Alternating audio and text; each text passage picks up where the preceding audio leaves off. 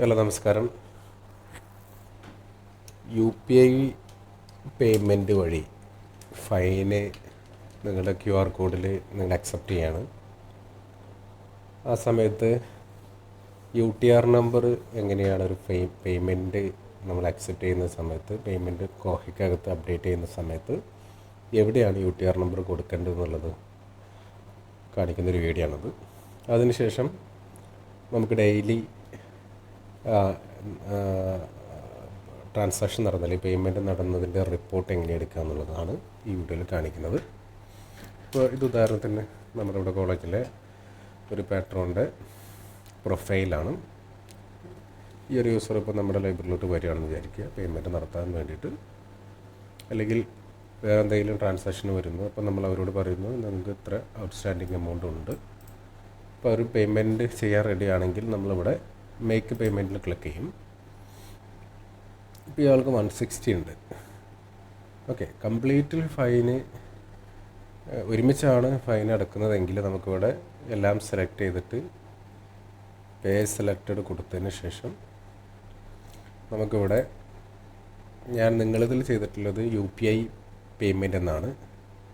കാരണം പിള്ളേർ ഇപ്പോൾ ഗൂഗിൾ പേ മാത്രമല്ലല്ലോ, ഏത് ഉപയോഗിക്കാമല്ലോ. UPI പേയ്മെൻറ്റ് എന്ന ഓപ്ഷൻ നിങ്ങളിൽ ഉണ്ടാവും, അത് സെലക്ട് ചെയ്യുക. ഈ നോട്ട് എന്ന് പറയുന്ന സ്ഥലത്ത് UTR നമ്പർ കൊടുക്കുക, കൺഫേം ചെയ്യുക.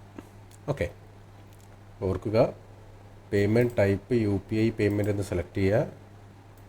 ട്രാൻസാക്ഷൻ നടന്നാൽ അവരേക്കുന്ന് UTR നമ്പർ ഇവിടെ കളക്ട് ചെയ്ത് ടൈപ്പ് ചെയ്തിട്ട് കൺഫേം ചെയ്തിട്ട് പ്രൊസീഡ് ചെയ്യാം.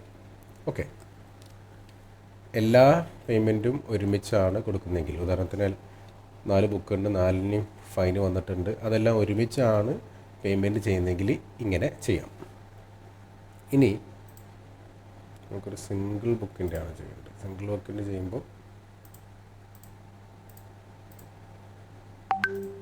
നമ്പർ കൊടുക്കുന്നു, UTR നമ്പർ കൊടുക്കുന്നു, പേ കൊടുക്കുന്നു.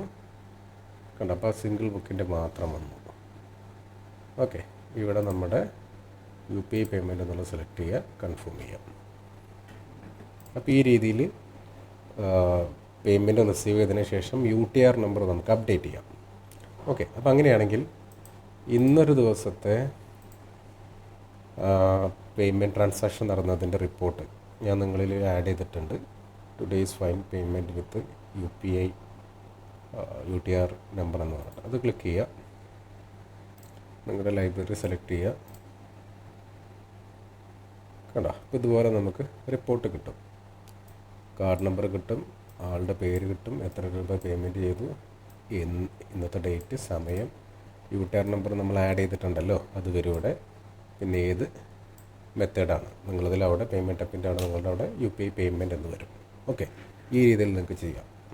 Thank you.